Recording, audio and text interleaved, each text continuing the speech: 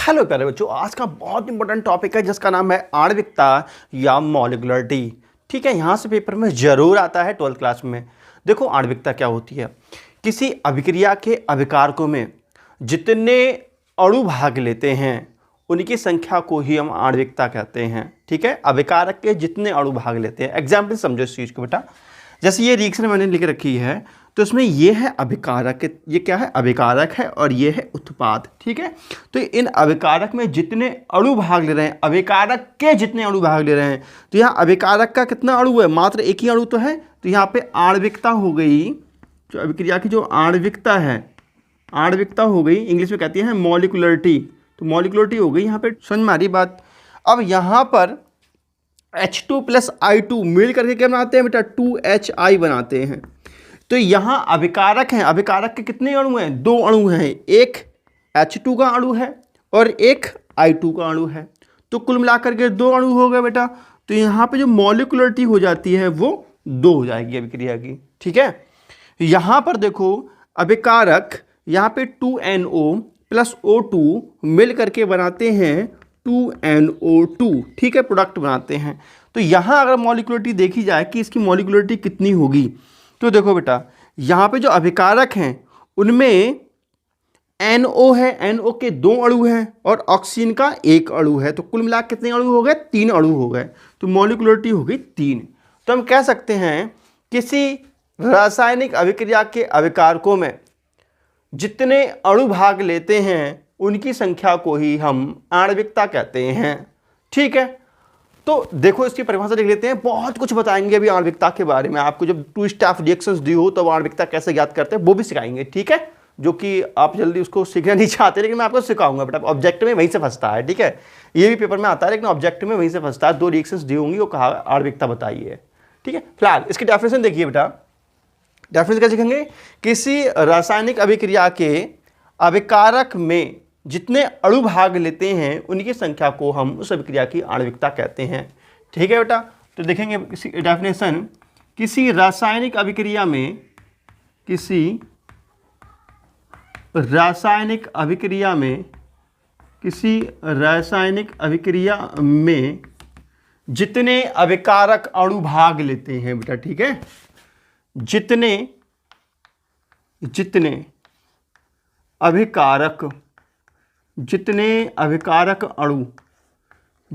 अभिकारक अणु भाग लेते हैं उनकी संख्या को ही मॉलिक्युलरिटी कहते हैं या आणविकता कहते हैं, आणविकता कहते हैं। ठीक है, कुल मिला के ऐसा समझिएगा, अभिकारक के जितने अणु हैं उनको ही आणविकता कहते हैं।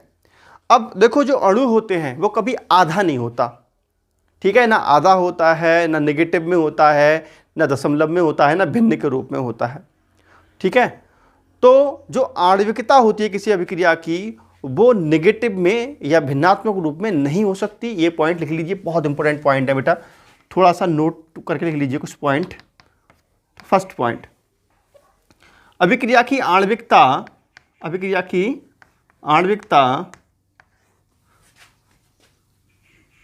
सदैव एक पूर्णांक संख्या होती है। हम कह सकते हैं अभिक्रिया की आणविकता कभी भी शून्य, ऋणात्मक,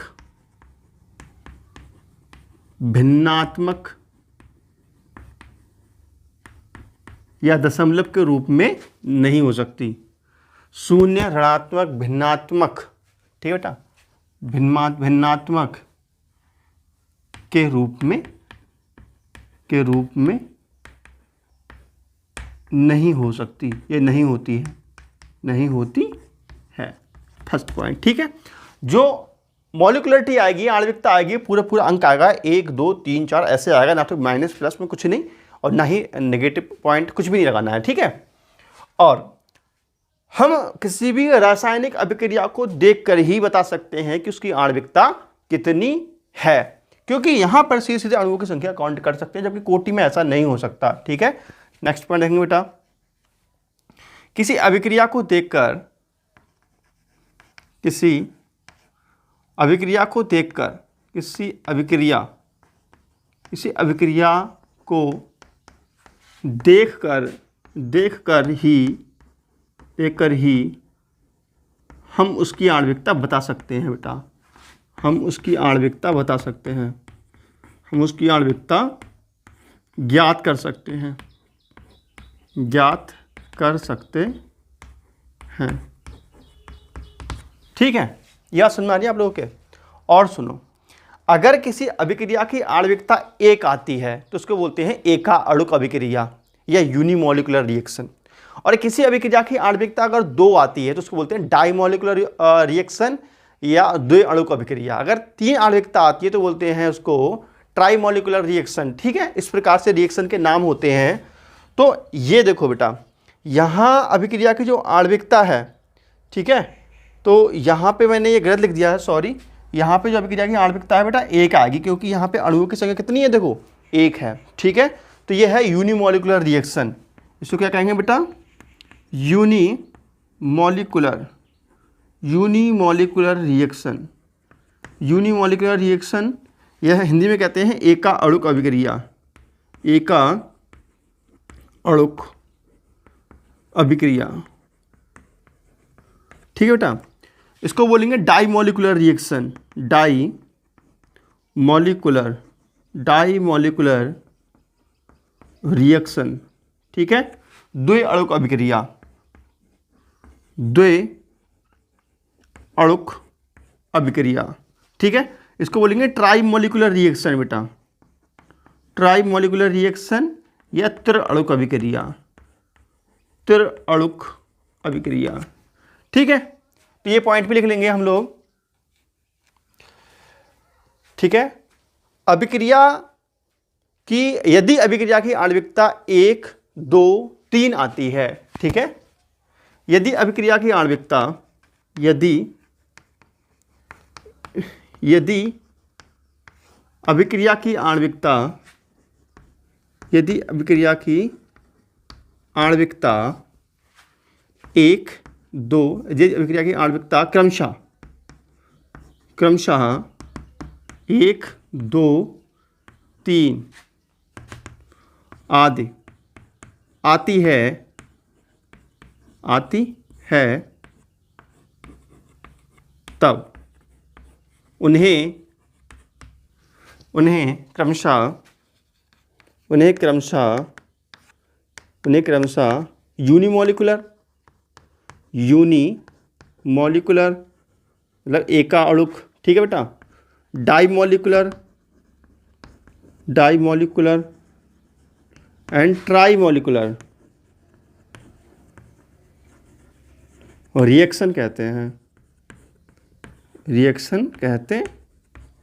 ठीक है।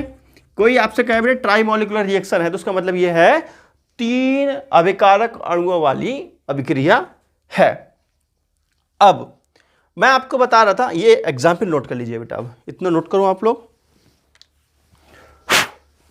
और मैं अभी आपको बता रहा था कि अगर कोई अभिक्रिया, ये नोट करो फटाफट, यदि कोई अभिक्रिया 1 से अधिक स्टेप में कंप्लीट होती हो, ठीक है, यदि कोई अभिक्रिया 1 से अधिक स्टेप में कंप्लीट होती हो तो जो स्टेप स्लो होता है, मंद गति से होता है, उसको ही देखकर उसकी आणविकता बताई जाती है।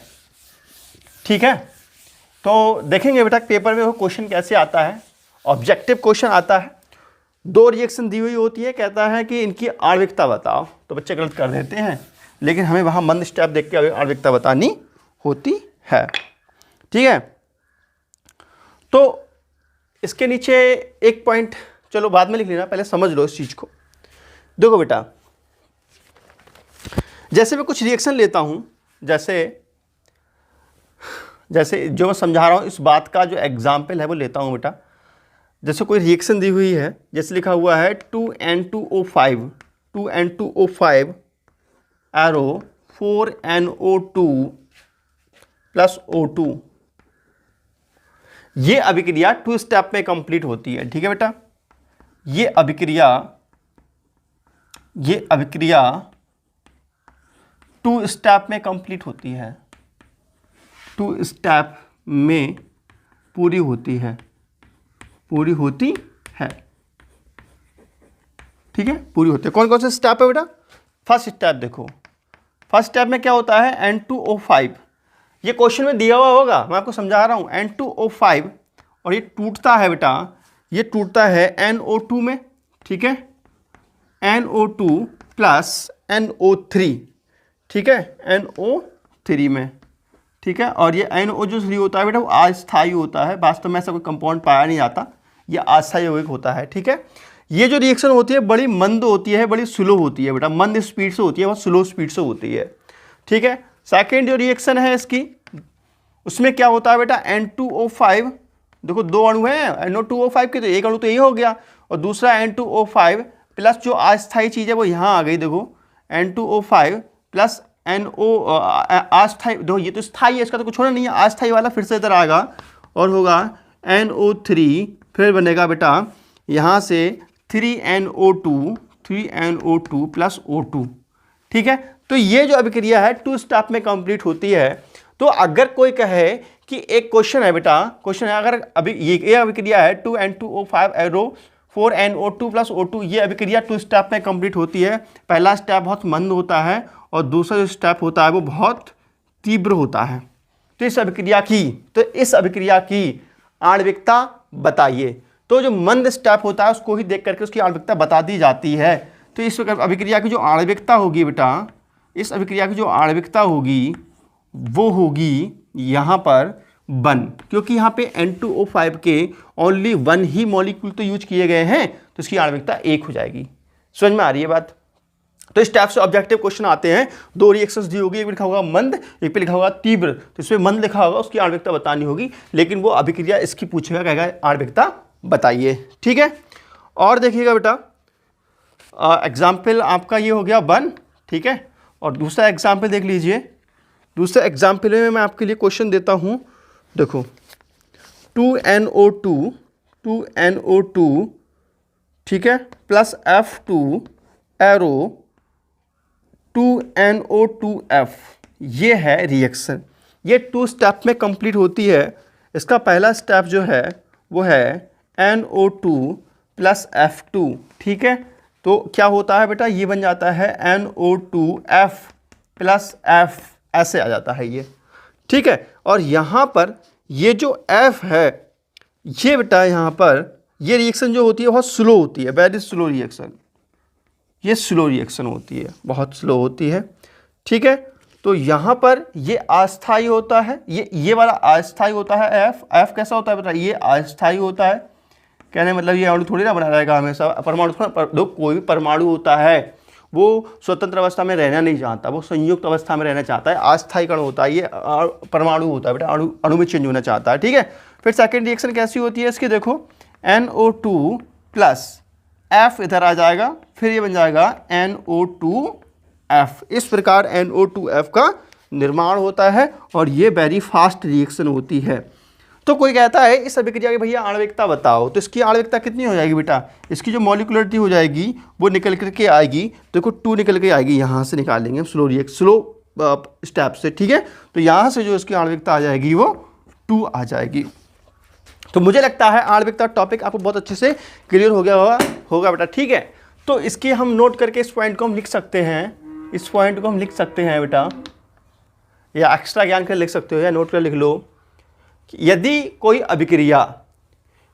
अभिक्रिया 2 या 2 से अधिक पदों में पूरी होती है, ठीक है, यदि कोई अभिक्रिया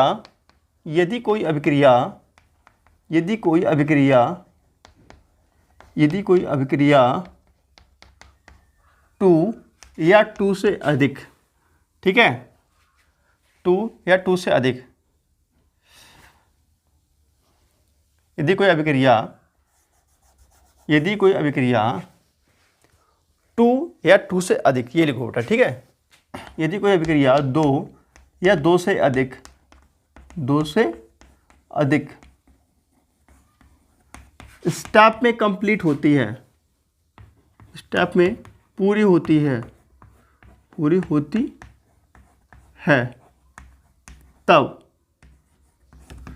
तब मंद पद, तब मंद स्टेप को देखकर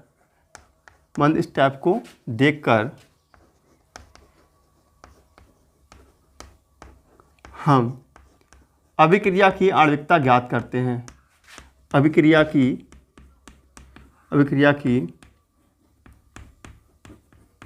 आणविकता ज्ञात करते हैं।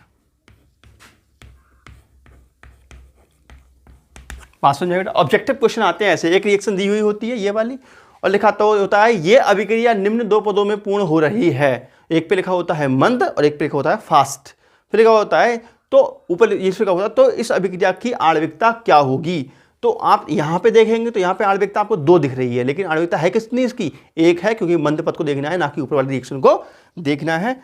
तो बेटा ये थी थोड़ी सी अच्छी बात जो कि आपको बोर्ड लेवल पे नहीं बताई जाती है, कॉम्पिटिशन लेवल की बात बताई जाती है, लेकिन ऑब्जेक्टिव क्वेश्चन बेटा यहीं से आता है आपको इसमें। ठीक है, तो वीडियो जैसे ये कर दिया लाइक, प्यारा सा कमेंट जैसे कुछ से आप तो मिलते हैं बेटा कल नेक्स्ट वीडियो में। तब तक के नमस्कार, जय हिंद, वंदे मातरम, बाय बेटा।